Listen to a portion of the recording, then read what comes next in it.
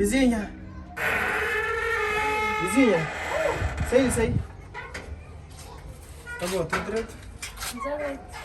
Fui de classe, assim, vizinho, peli. Arranja comigo, menina.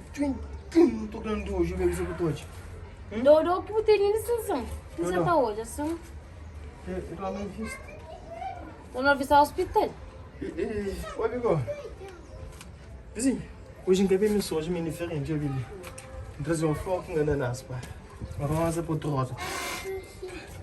Que é que você? Que flor? Flor com canela com príncipe marido. Que é que você não comprar no chão pra trazer? Vizinho, tá pegando o chão, esse menino. Não tô trazendo flor pra esse menino de família. Vou trazer um saco de arroz com carne, com galinha, com peixe, com entrar o forno na prato, com a comida que entrou pro cu.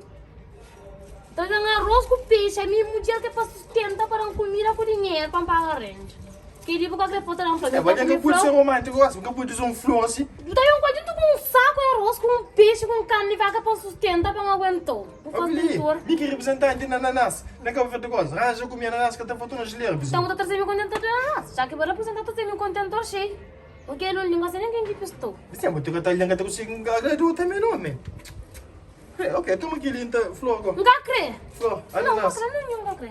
Vai trazer um arroz com carne, com peixe, com dinheiro. É mesmo, patamião? É. Vai passar depois. Ok, me também fica... Sai depois.